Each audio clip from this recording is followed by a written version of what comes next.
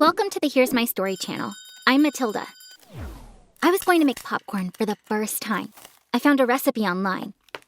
I drizzled some oil in a pan. I heated it up for a while. Then I added all the kernels into the pan. I think I overheated the oil. Suddenly, the kitchen turned into a war zone.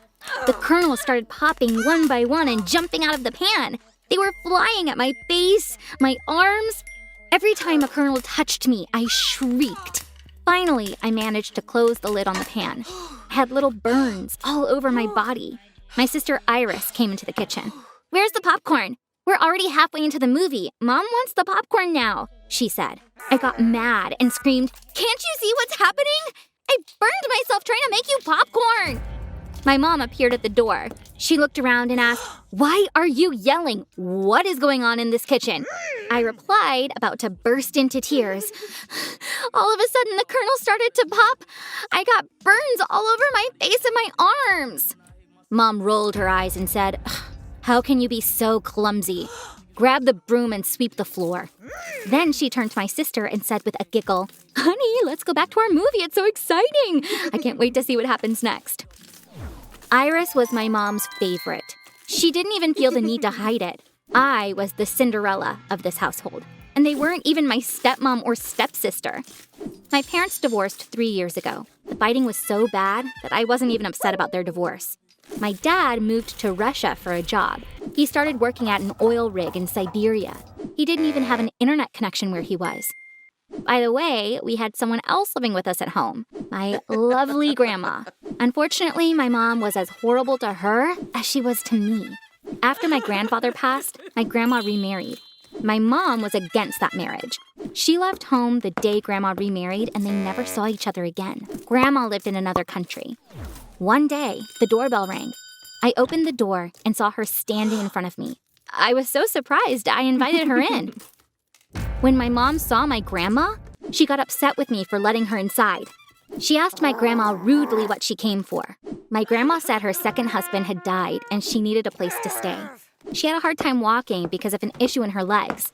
I begged my mom to let her stay with us because she obviously needed care. My mom was against it at first. But then she found out that my grandma had a retirement plan. She only said yes to get her hands on Grandma's retirement savings. My grandma was my favorite person in the world. I loved taking care of her. I went to her room whenever I could. We would chat for hours. Once, she shared, "Iris never talks to me.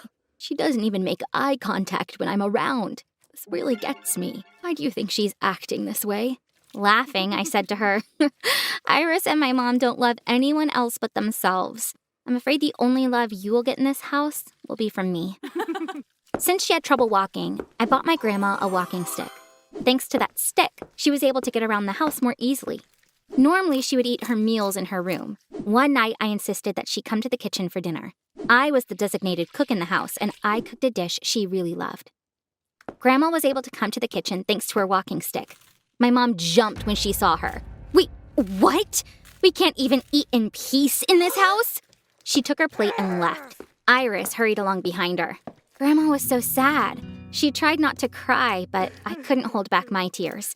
I gave her a hug, and we broke down crying. "I apologize on their behalf, Grandma. You don't deserve this at all," I said. She started crying too. We cried for a long time, embracing each other. One day, there was a presentation at school about college applications. They suggested those who wanted to go to college should get a head start. That night, I mentioned it to my mom. "I'm going to study really hard and get accepted to a good school," I said. "Why are you thinking about college? You've got so much work to do at home. Just finish high school. That's enough for you." "You better get those other ideas out of your head," she yelled. I said, "Mom, do you expect me to stay at home and take care of you for the rest of my life? I want to go to college." My mom looked at me condescendingly. "Matilda, you are not capable of going to college. Even if you got accepted, I'm sure you won't be able to finish it," she replied. Iris sided with her. "I'm sure she can't do it, Mommy. She can't even make popcorn, but she dreams of going to college," she said, mocking me with a laugh. These words really upset me. I went to my grandma's room in tears. She comforted me. "I will talk to your mom. Give me that awesome walking stick, please," she said. Grandma slowly walked around to talk to my mom. Mom was surprised when she saw her. With a determined tone, Grandma said, "Matilda will go to college. I will not let you destroy her future. I will take care of her from now on and pay for her college." Mom said, "How long did it take you to get here from your room? You can't even walk straight. How will you take care of her?" And began laughing hysterically. Mom shook her finger at us. Almost hissing, she said, "Don't you tell me what to do again, or I will kick both of you out of this house. Understand?" I helped Grandma return to her room. "I was planning to do this in a few months, but it's time now. Can you please bring my phone? I have an important call to make," she said. "It's time for what? Who are you going to talk to, Grandma?" I asked. "Hang on tight. Tomorrow morning you'll be in for a big surprise," she said, smiling.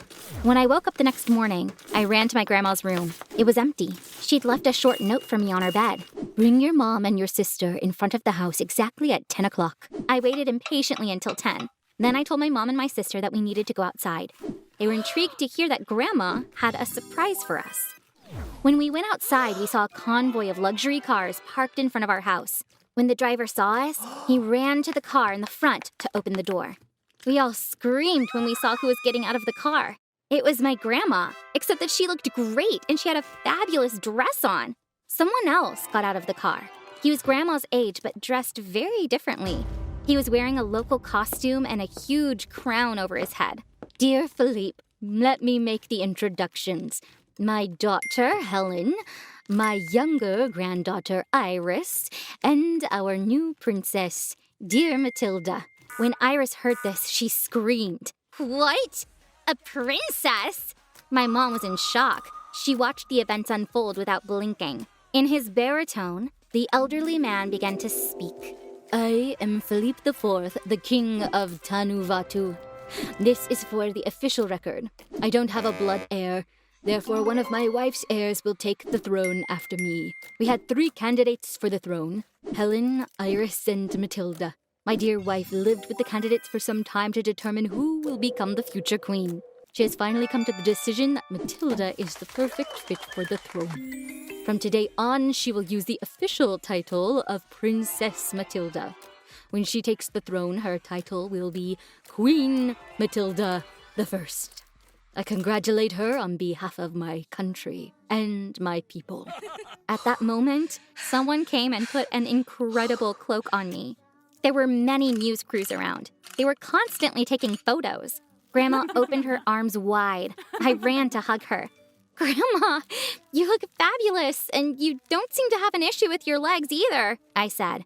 She smiled. "I trained for a month with a walking coach just to be able to walk that way. I must have done a pretty good job since I got you all to believe me." Glancing at the king, I said, "You also tricked us about your husband. He looks too healthy to be dead." "My dear king, would it be possible for me to call you Grandpa outside of working hours?" I asked. The king laughed out loud. "I would love that. Unfortunately, I don't have a kid, but now I have a grandkid and this makes me so happy," he replied. My mom and my sister were still in shock. My mom shuddered and began talking. She asked Grandma, "Your second husband was a king, and you hid that from me?" "Philippe was a prince back then. He took the throne after his dad and became the king of Tanuvatu. You rejected our marriage without even getting to know him. You refused to see me for years. I wanted to give you a chance to mend our relationship. I came to live with you, but you wasted that chance. I had some terrible days living in your home," Grandma responded. Mom begged her. "Please forgive me. I wouldn't have treated you the same way if I had known you were a queen. I'm your daughter. It's me who should be the future queen. Please think again." "My mom needs to be the queen. I need to be a princess. Matilda can't even make popcorn. She'll fail as a princess," Iris yelled. King Philippe shut them down. "Don't waste your energy. We've decided who our new princess and future queen will be. Princess Matilda will also be the owner of the royal treasury. We are worth $128 billion, and only members of the royal family have access to this money. Dear princess, it's time for us to go. We will take you to your new country on the Royal Air Force. The people of Tanuvatu can't wait to meet you. As I was getting into the car, I heard my mom say, $128 billion is a lot of money. You can give me $1 billion and that would be enough for me. I have to be the queen. Now I live in the royal palace of Tanuvatu. Our country is the largest and most beautiful island in the Pacific Ocean. You can come visit me if you ever happen to come here. Hope to see you then. Goodbye for now.